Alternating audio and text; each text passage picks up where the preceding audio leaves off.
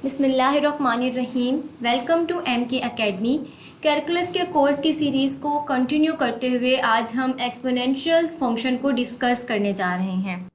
N exponential function is a function of the form f of x is equal to b की power x where b is a positive constant.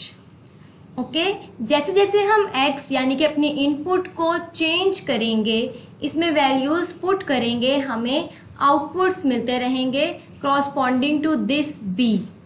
यहाँ हमारे पास b कोई भी positive number हो सकता है। Okay, कुछ cases discuss करते हैं।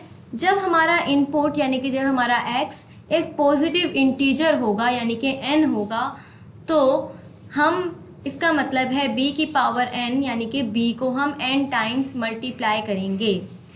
जब हमारा जो x है इनपुट है वो नेगेटिव इंटीजर होगा, तो इसका मतलब 1/b की पावर माइनस n मिल जाएगा हमें, b की पावर माइनस n, जिसको हम रेसिप्रोकल में लेके जाएंगे तो वो पॉजिटिव हो जाएगा। जब हमारा नेगेटिव पावर नेगेटिव हो और उसे हम डिनोमिनेटर में ले जाएं तो वो पॉजिटिव हो जाती है। 1/bn का मतलब कि हम 1/b को n टाइम्स मल्टीप्लाई करेंगे। 1/b 1/b 1/b this is n times. Okay, जब हमारा x 0 के इक्वल होगा तो हमारे पास b की पावर 0 हमें मिलेगा, और किसी भी नंबर की पावर जब हम 0 लेते हैं that will be 1। Okay, graphs of exponential functions कुछ इस तरह के दिखते हैं। आप यहाँ नोट करिए, जब हमारी जो बेस है यानी कि b वो 1 से छोटी है, 1/2 1/4 है, तो हमें नेगेटिव इनपुट्स नेगेटिव डोमेन की तरफ से x की वैल्यू जो हमारे पास नेगेटिव हैं तो हमें ग्रेटर नंबर मिल रहा है, यानी कि यहाँ हमारे पास बड़ा आउटपुट आ रहा है, जबकि पॉजिटिव की तरफ जाते जाते ये हमारे पास छोटे से छोटा होता जा रहा है और 0 तक रहेगा, 0 को टच नहीं करेगा। ठीक है, यानी कि हमारा जो ग्राफ है वो रिड्यूस हो रहा है, डिक्रीज़ होता जा रहा है। और इसी तरह जब हमारा 1 के इक्वल होगा तो 1 की पावर कुछ भी हो तो हमें 1 ही आउटपुट मिलेगा। ठीक है, ये एक हमें स्ट्रेट लाइन मिल जाएगी। लेकिन जब हमारा जो b है बेस वो पॉजिटिव होगी तो हमें इंक्रीजिंग ग्राफ मिलेगा, जो कि नेगेटिव साइड से छोटा होगा और पॉजिटिव की तरफ जाते जाते बड़ा होता जाएगा। समराइज करती हूँ मैं, y is equal to B X में जब b 0 से 1 तक है तो हमें डिक्रीजिंग ग्राफ मिलेगा, जो नेगेटिव साइड से ग्रेटर होगा जबकि पॉजिटिव साइड से 0 के करीब रहेगा।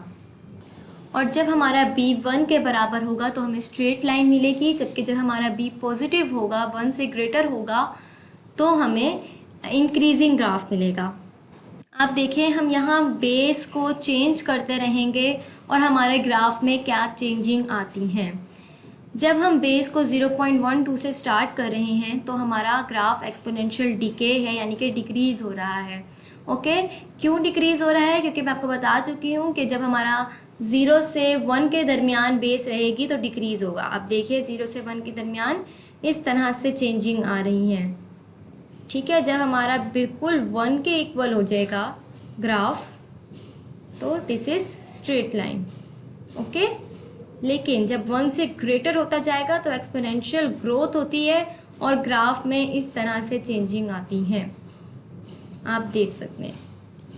ठीक है, I think now it's clear to you. Domain and range exponential function की आपने देखी कि हम एज अ इनपुट कोई भी वैल्यू पुट कर सकते हैं, कोई भी रियल नंबर, तो हमारे पास इसलिए डोमेन बन रही है ऑल रियल नंबर्स। जबकि रेंज आपने ग्राफ में देखा था कि 0 से नीचे ऊपर ऊपर रहता है ग्राफ, 0 को टच नहीं करता, इसलिए 0 की तरफ से यहाँ हमने ओपन इंटरवल लिया है और इन्फिनिटी तक जाता है, यानी 0 से इन्फिनिटी हमारी रेंज बनेगी, यानी कि ऑल पॉजिटिव रियल नंबर्स।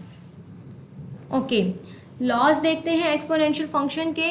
जब हमारे पास दो एक्सपोनेंशियल फंक्शंस मल्टीप्लाई हो रहे हैं तो हम उनकी पावर को ऐड कर सकते हैं, लाइक दिस 2 की पावर 3 मल्टीप्लाई बाई 2 की पावर 4, तो हम इसे लिख सकते हैं 2 की पावर 3 + 4 यानी कि 2 की पावर 7। इसी तरह जब दो मल्टीप्लाई होंगे जो हमारी पावर्स हैं अगर वो मल्टीप्लाई हो रही हैं तो हम इनको इस तरह लिख सकते हैं और इस तरह भी लिख सकते हैं, कंबाइन करके भी और अलग अलग करके भी हम इसे लिख सकते हैं।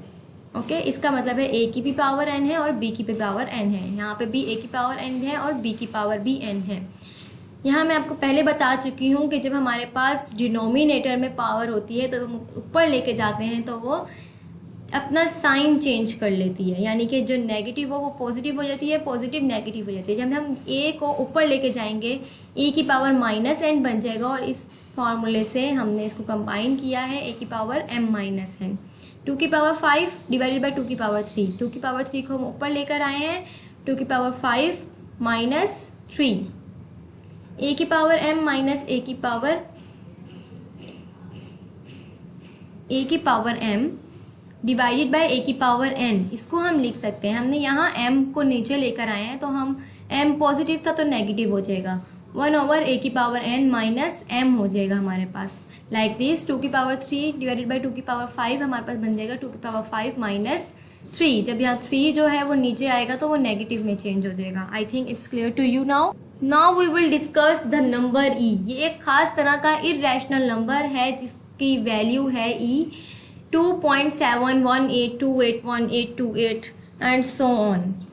ये एक ऐसा एक्सपोनेंशियल फंक्शन है जिसकी जब हम बेस e लेते हैं तो हमारे पास 0 1 पे, यानी कि जब एक्सपोनेंशियल फंक्शन y एक्सिस को क्रॉस कर रहा है उसकी स्लोप हमेशा 1 होगी। This is an important MCQs के एक्सपोनेंशियल फंक्शन जब हमारे पास बेस हम e लेते हैं, यानी कि नेचुरल एक्सपोनेंशियल फंक्शन जब हम e बेस ले लेते हैं तो this will become natural exponential function. इसकी जो स्लोप है 0 1 पॉइंट पे, यानी कि जब फंक्शन y एक्सिस को क्रॉस करे तो वो 1 के इक्वल है।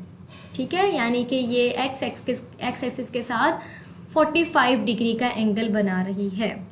ओके, इसके अलावा जब हम इस तरह की लिमिट लेते हैं 1 + h raise to power 1/h और जब हम इसको 0 के करीब लेके जाएंगे, 0 को अप्रोच करेगा जब h, तो हमारे पास जो आंसर है आउटपुट वो इस e को अप्रोच करेगा, यानी कि नेचुरल बेस e को।